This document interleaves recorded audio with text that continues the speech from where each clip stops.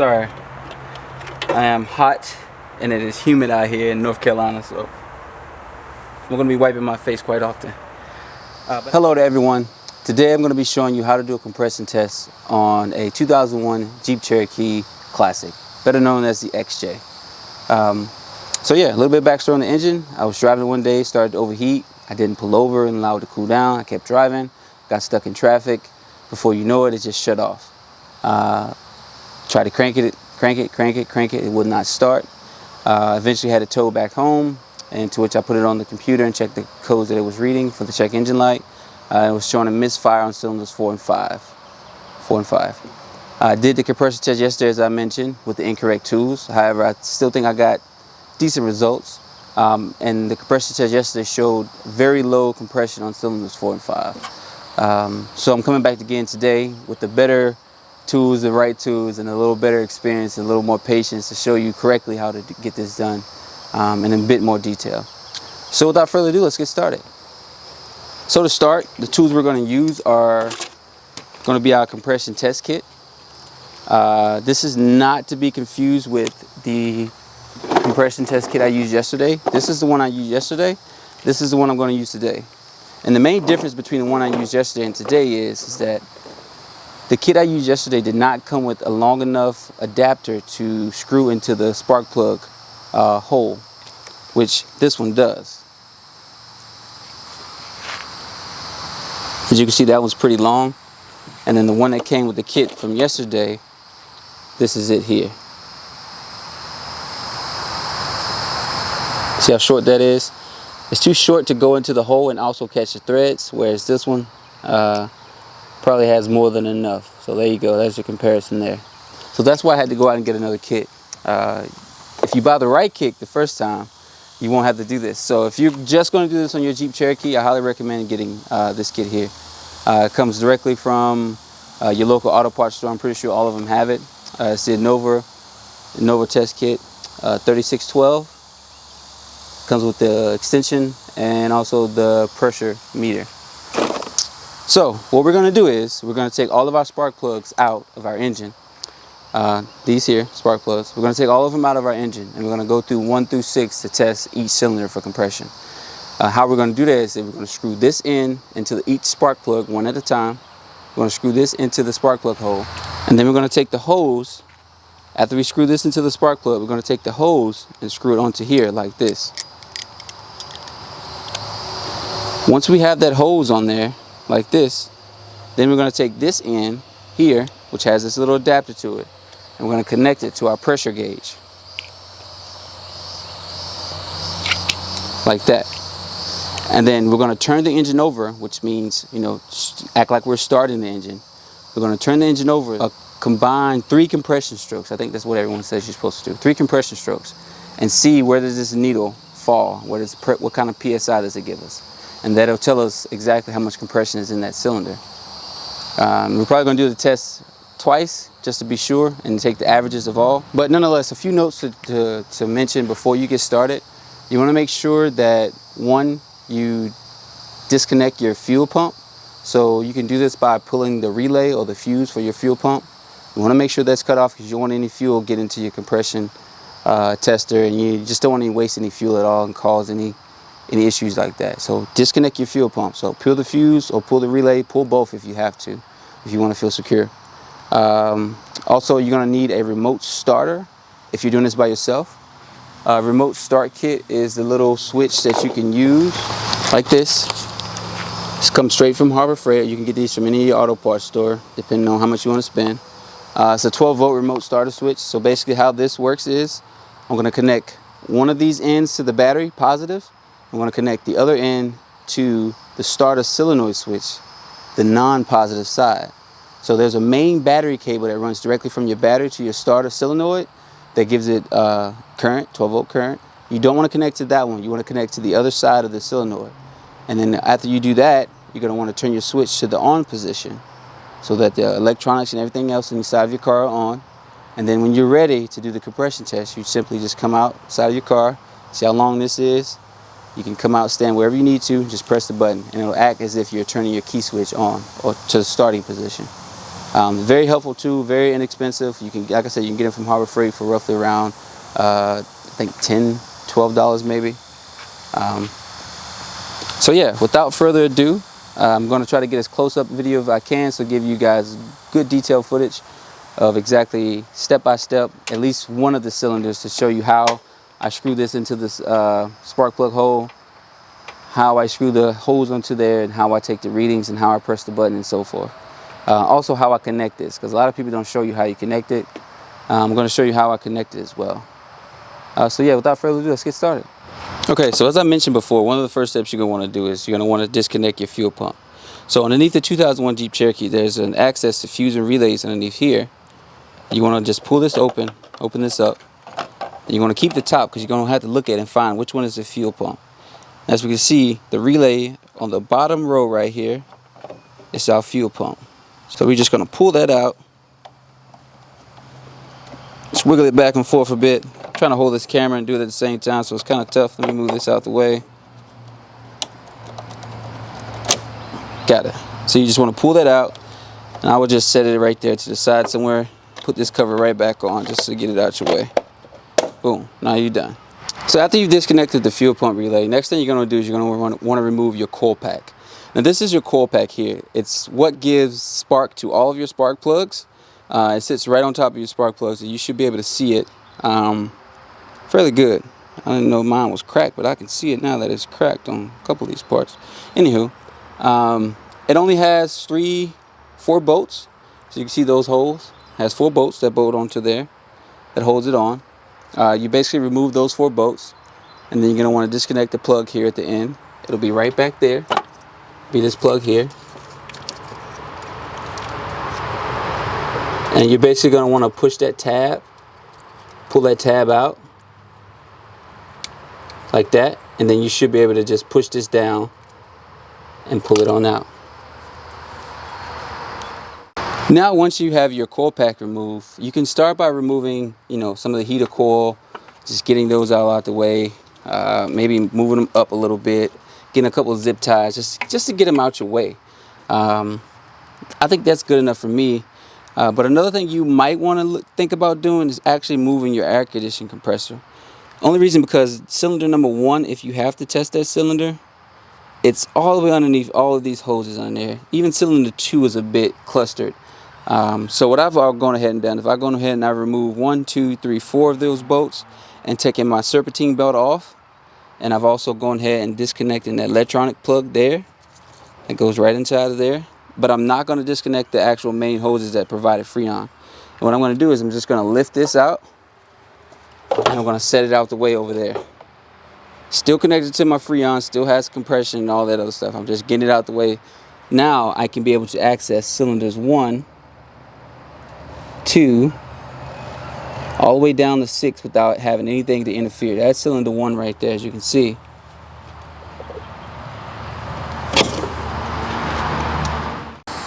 Alright, so now that we have a little bit of clearance here, the next thing you're going to want to do is you're going to want to remove each 6 of your spark plugs. Now I've already taken mine out. All you really need is a spark plug socket, which should be a 5/8.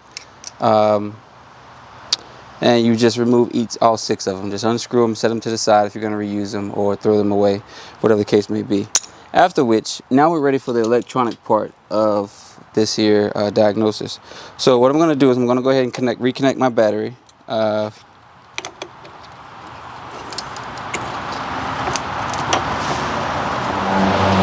Have my battery reconnected now. And now what I'm going to do is I'm going to connect the remote starter switch. And as I said before, it's very simple. You simply have to connect one end to the positive terminal of the battery, and then the other end to the negative side of the starter solenoid switch. And so what I'm going to do is I'm going to connect the solenoid switch first, since it's further down there. I'm going to set this up here just so it can hold there. And I'm going to take the camera off and show you all exactly where I'm going to connect it. And you can see, watch me connect it. It's pretty dark down here, but just watch it. Right there. You see I got it clamped right there onto the little starter solenoid. As you can see, the one right below it there, the big one, that's where the positive battery cable goes to. You want to connect to the little one that's right above it, okay? Now that that's done, come back up here to the battery and simply take your red one.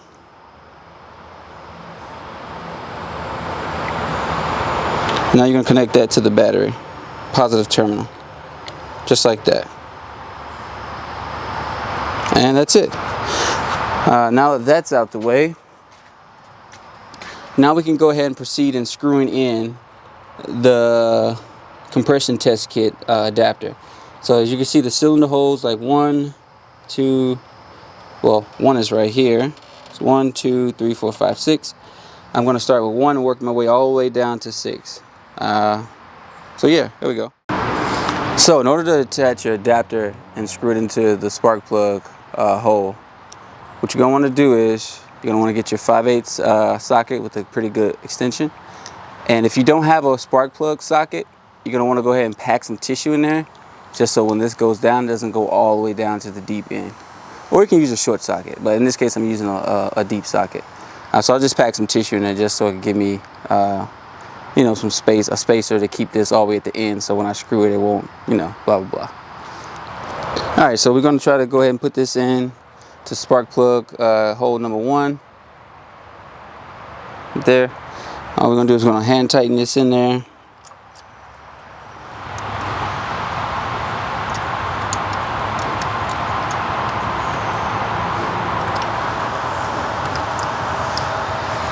Get my ratchet.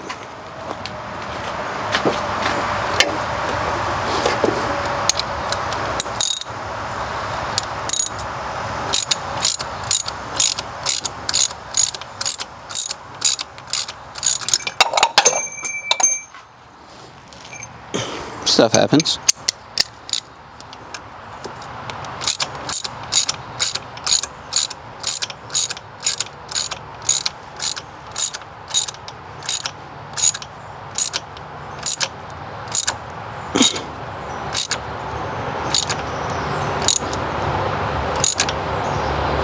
Now that I've got that all the way tightened on there, I'm gonna set my tools right here so that I won't lose them. Next thing I'm going to do is I'm going to attach the hose to it. End of the hose here, I'm going to attach to the end of that.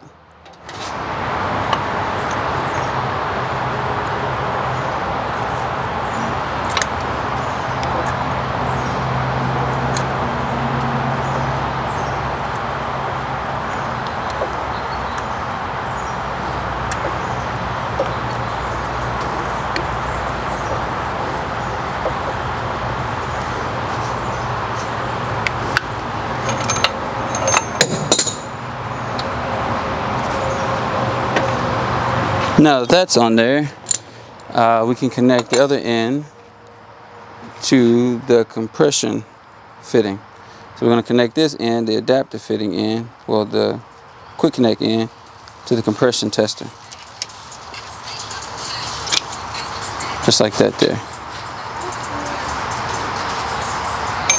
Now all we have to do is go in there, put our key in, turn it to the on position.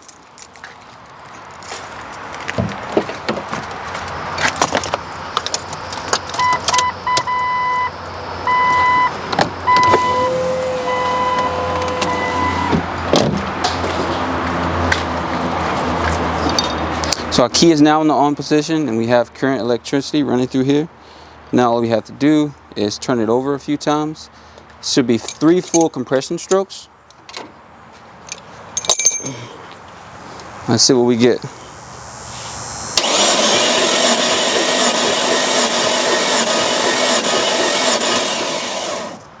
Wow, 60 PSI? Yesterday it gave me like 150 something. That's terrible. Let's try it again. All right, this is a retest of cylinder 1. Clear that out.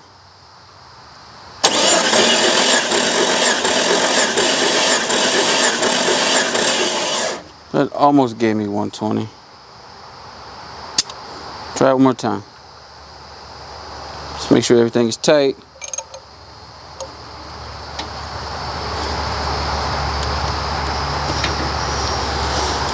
There we go. Cylinder 1. All right, let's try it again.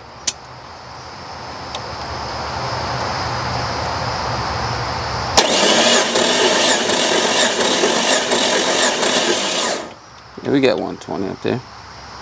121. All right, this is cylinder number 2.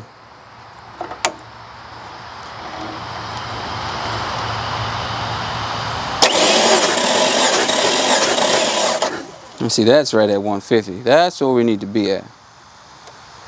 All right, and here we have cylinder 3.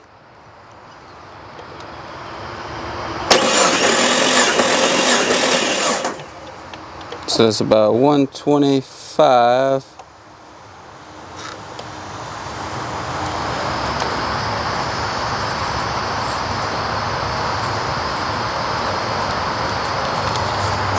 All right, this is cylinder number 4.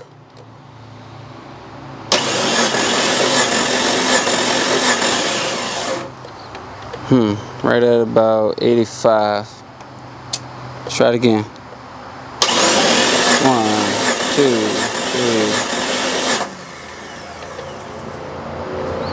3. Right about 85, almost 90. Let's do it one more time.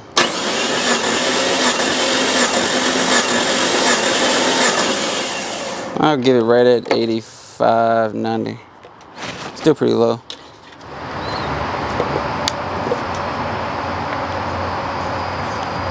All right, this is cylinder number 5.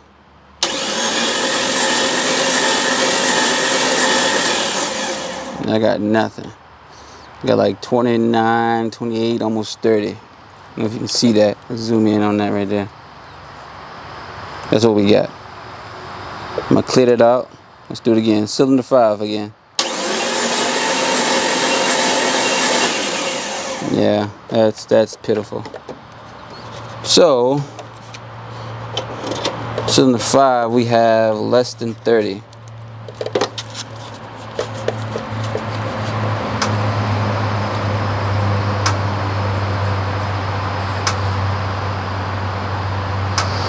So I put a drop of oil in cylinder number 5, or a couple drops of oil, probably more than a drop, probably more than a couple drops. I just put some oil in cylinder number 5 and see if we can get that 30 psi to come up some. Take this off. Let's go.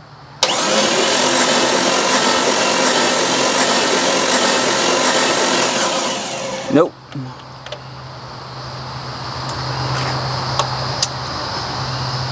This is cylinder number 6.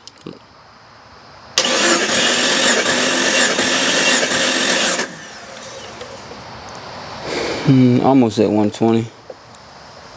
Let's try it again. Make sure our little hose is on there tight as we can get it.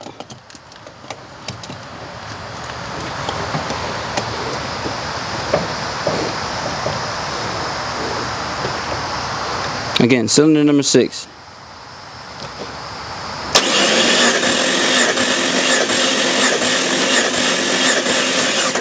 Yeah, it's almost at 120, man.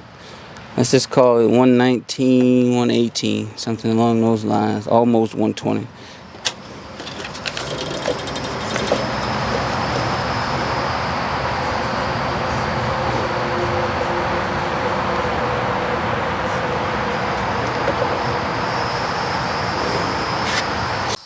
All right, so we're back out of here.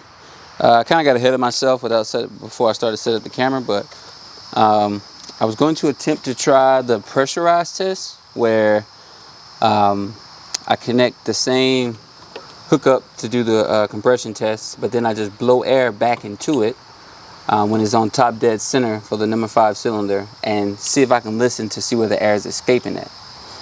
I could hear it coming out, but it just kept sounding like it was coming through here, which is the valve cover, which I'm not sure if the valve is closed or not, because I try to put a piece of tissue in there to let me know when the cylinder is at top dead cylinder on the firing or the compression stroke, but being that the compression is so low, it won't even move the tissue paper at all. So I even tried setting the number 1 cylinder top dead cylinder and then slowly rotating it and getting it to where number 5 is up there, because the firing order is 1.5, but I still couldn't get a reading.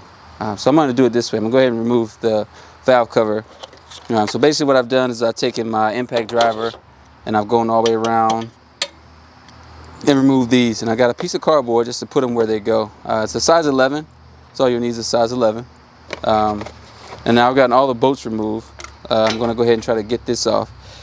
So I have to unhook the PVC, the vacuum, you know, lines off. So however they come off is easy for you. That's all right. I unhooked this one from this side. And now I'm going to remove the throttle cable and, you know, the it's not power steering. What is it called? Cruise control, and obviously the trans cable too.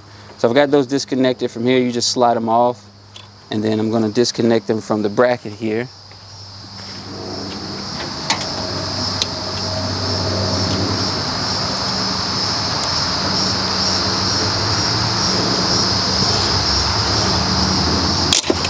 Simply squeeze those together, pull it out.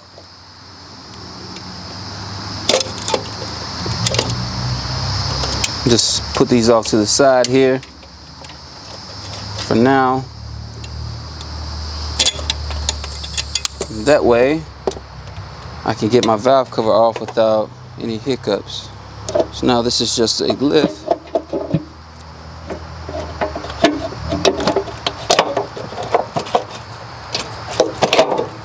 There we go.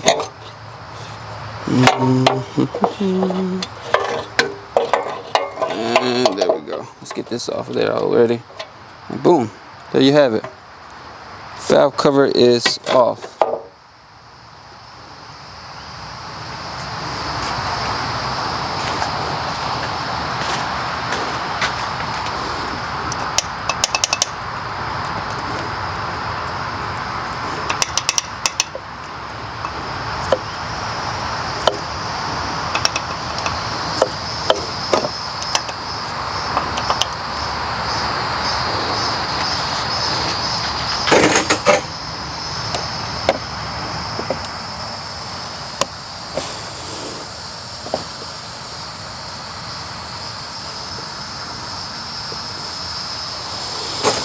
I'm just trying to look and see if I see any cracks on this thing, man. I know they normally say you can see it crack, this hairline crack, but given that it doesn't have any PSI, that should be a big ass crack going across here if it's cracked at all. I let your BM do whatever I please. You know she do good on her knees. Alright, so what I'm going to do is I'm going to try to reconnect this hose here. And now that I see that both the valves are closed,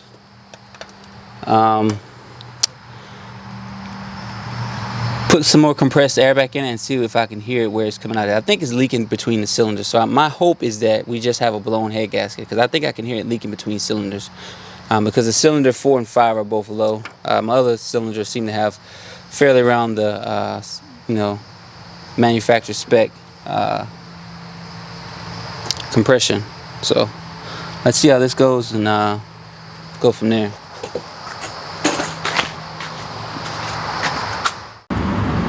Alright, so I got the hose hooked up and I got my air compressor out here now. So all I'm going to do is I'm going to try to shoot some air in here, and I'm going to try to listen to see if I can hear where it's coming out at, if it's coming out at all, or where it's going. I may not be able to hear it.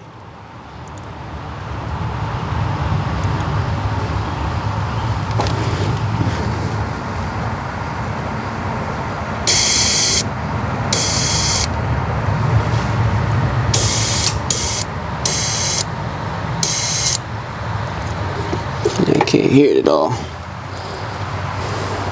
I'm gonna get some more air anyways. Hold on. Alright, so I know that was kind of a lot to take in, so I'm just going to give a bit of an overview of what had just happened here in the video that you just watched. So overall, I wanted to do a compression test. Reason being was because my engine was not running, and I suspected that I had warped or blew a head gasket, given that I let my Jeep overheat. Now, cylinders 1 through 3 showed ideally the lowest rated compression that you should have for these Jeep Cherokees. The compression rating is rated for 120 to 150 psi, and in cylinder 2, although it was at 150 psi, cylinder 1 kind of gave me some wonky readings, but ultimately I got it to read about 120. Cylinder 3 also read a little bit above 120. Cylinder 4 was on a bit of the low side, right around 75 to 90, somewhere in that range. Cylinder 5, barely any compression at all. It was the worst cylinder absolutely by far. And then cylinder 6 came through and gave me right around 120 as well.